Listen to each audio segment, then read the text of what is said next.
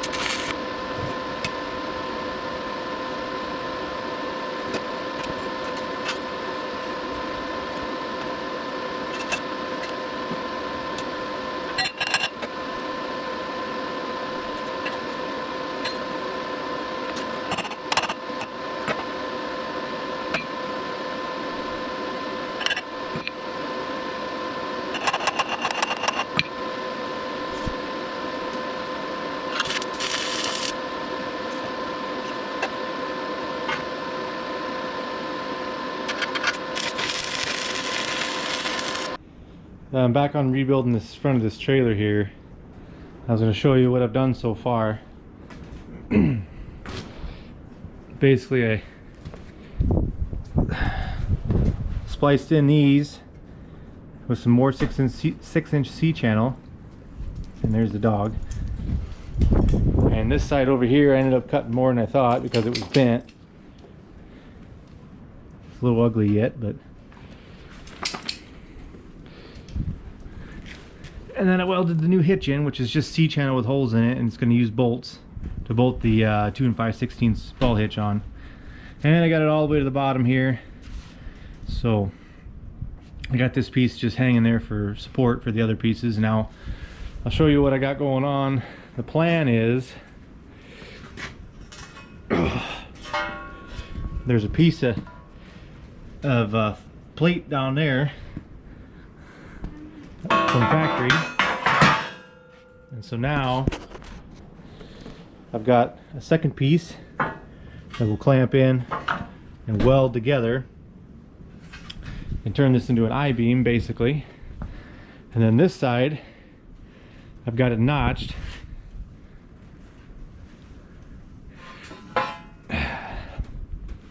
and hopefully I can do this one-handed.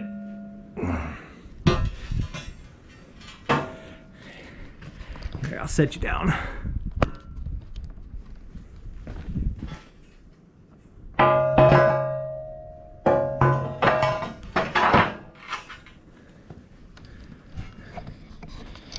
So now that's sitting in there on that flat plate on the bottom, tight to here, and we'll clamp it before I weld it. It should notch in there to tie these two together, and then I'll weld it to this, of course. And then I've got two of these, which I don't know what that is, 3/8 maybe. It's gonna go about here someplace, and we're going to tie this piece, and that piece all together and make this a kind of a, you know, boxed in a little bit. Exactly where it goes I don't know yet, but I got one for this side, one for that side. Should make it pretty strong. And then I got this piece, which I've notched. Basically, this is 6-inch 3 3/16 C-channel.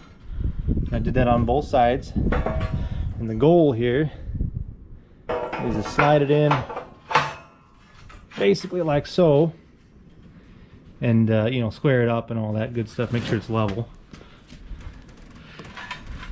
and be flush with the top of this one. So this will be boxed in a triangle basically, super strong.